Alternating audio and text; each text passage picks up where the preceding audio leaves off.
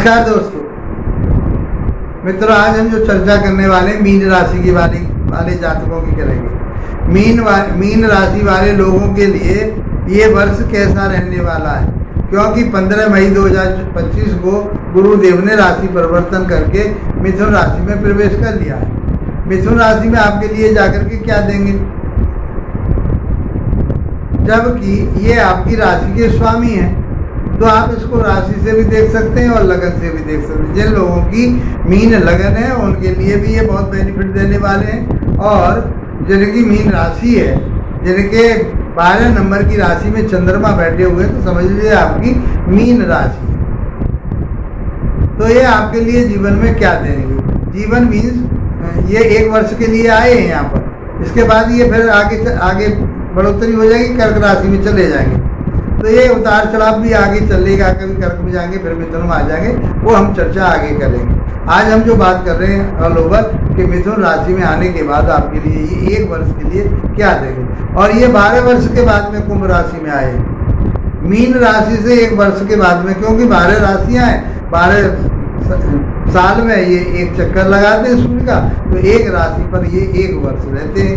तो वृषभ राशि को छोड़कर एक राशि पर वहाँ पे 1 साल रहे, अब ये 1 साल आपके मिथुन राशि में रहेंगे। क्या देने वाले और क्यों समझे इनके लिए, तो देखिए इनके पास बहुत अहम डिपार्टमेंट है। जीवन के सारे डिपार्टमेंट जो उन्नति तरक्की की तरफ को ले जाते हैं, वो सब गुरु ने अपने पास रखे हैं। ये हस्तक्षेप किसी को करने को नहीं दिया, क्योंकि गुरु एक नैसर्गिक शुभ ग्रह कहेंगे। राहु और शनि ये नैसर्गिक रूप से पापी ग्रह कहेंगे।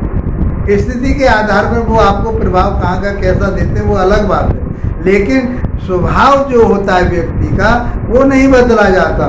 तो गुरु का जो स्वभाव है वो आपको धन देने वाले हैं, परिवार में खुशहाली देने वाले हैं, बैंक बैलेंस कराने वाले हैं, संतान देने वाले हैं, शिक्षा ज्ञान विवेक गुरु के पास है, दाम्पत्य जीवन गुरु के पास है, आपकी किस्मत गुरु के पास है, आपका व्यापार बिजनेस उनके पास है, आपकी डिजायर गुरु के पास है, मान सम्मान प्रतिष्ठा गुरु के पास है।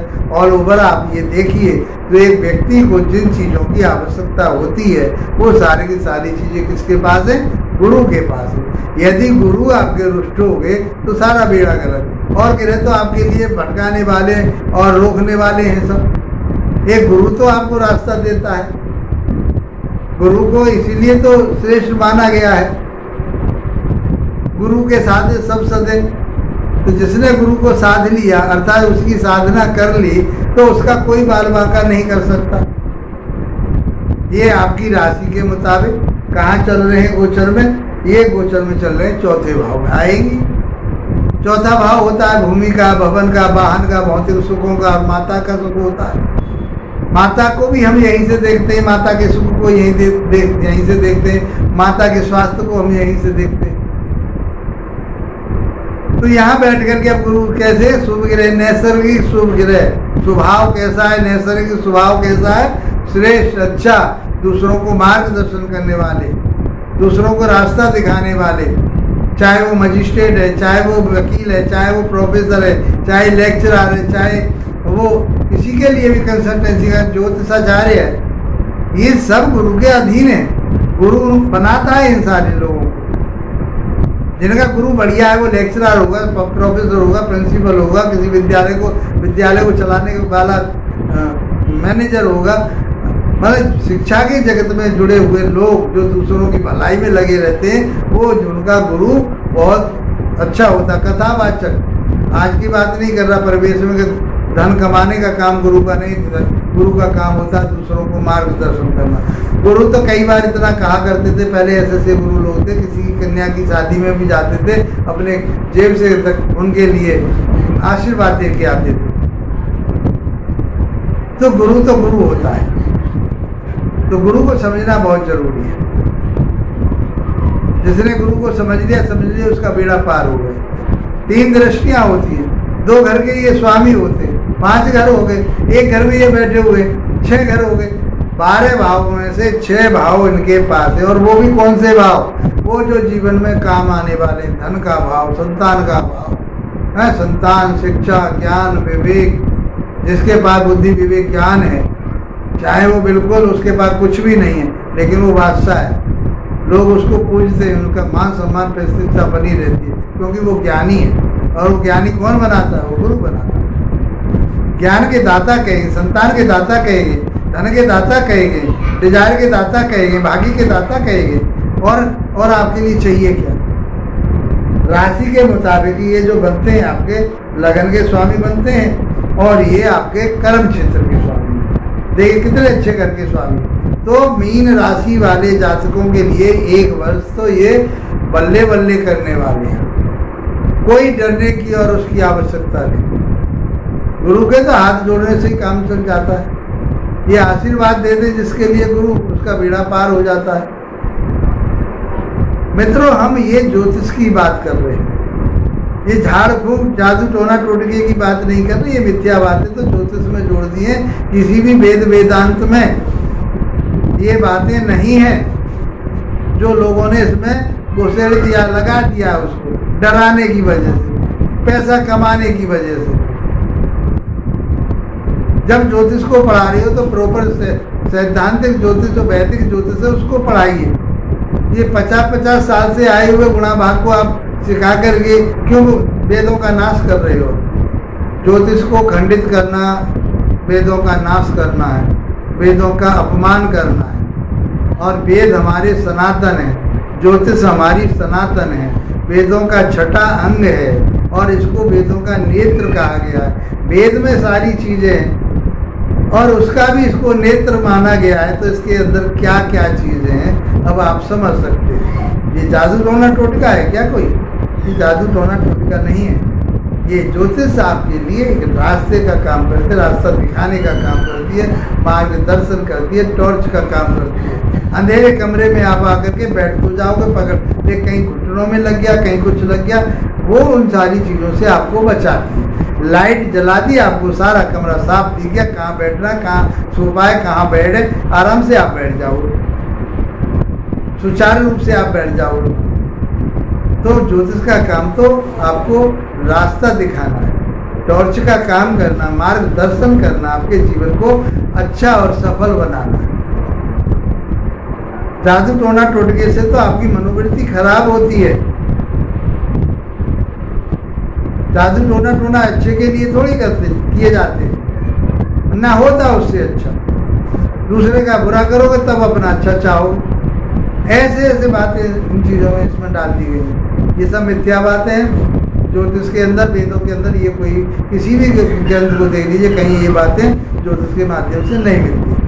चाहे आप जैमिनी को पढ़िए, पाराशर को पढ़िए, ब्रह्मजी को पढ़िए, मुंडेन को पढ़िए, बहुत सारे सिद्धांत हैं। इनको किसी भी सिद्धांत को पढ़िए, 12 महिर को पढ़ लीजिए, किसी को भी पढ़ लीजिए, जैमिनी जी को पढ़ लीजिए, किसी में भी ये चीज़ें आपको नहीं मिलेंगी, ना है ही नहीं। बहुत सरल सदी तरीके से ज्योतिष को आपके लिए बनाया है जो ऋषियों ने, और इतनी इतनी मोटे ग्रंथ, इतने अच्छे अच्छे मार्गदर्शन, उसको ये 3 दिन में, 5 दिन में, 6 दिन में ज्योतिषाचार बना देते। इनको यही नहीं मालूम ज्योतिषाचार या आचार्य उपाधि किसको दे, खुद बने बैठे आचार्य, PhD डॉक्टर भी लगा रखे। अरे इन्होंने ये नहीं देखा कि PhD किसको डॉक्टर की उपाधि मिलती है, उपाधियाँ हैं, आचार्य की उपाधियाँ हैं, शास्त्री की उपाधि है, ये अपने आप किसी बांटे जा रहे। भाई किसी संस्था के प्रति आप पढ़ के तो आइए।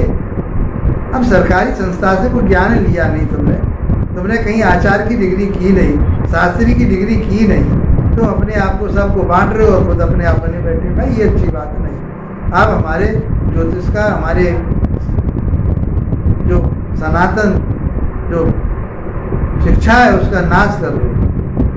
आप खूब कमाओ, खूब, कोई मना थोड़ी कर रहा है, आपका विवेक है, लेकिन उसमें मिथ्या बातें मत डालो।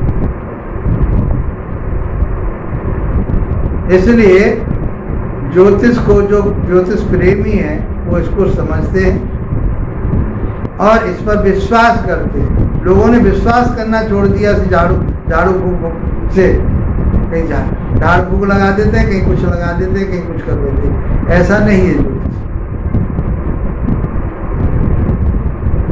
ऐसे उपाय कहीं बताए ही नहीं।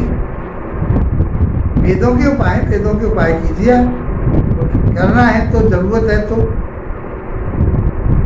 आइए मित्रों, बहुत सारी बातें हो सकती हैं इसमें। मैं किसी की आलोचना नहीं कर रहा, ना मैं किसी की बढ़ाई कर रहा। जो लोग वैदिक के आधार पर, जो वेदों के, वैदिक क्या है, वेदों के आधार पर ज्योतिष पढ़ रहे हैं या जो भी सिद्धांत पढ़ रहे हैं, वो रक्षा कर रहे हैं अपने शिक्षा जगत में, ज्ञान जगत में, संसार में, उस चीज की रक्षा के लिए आए।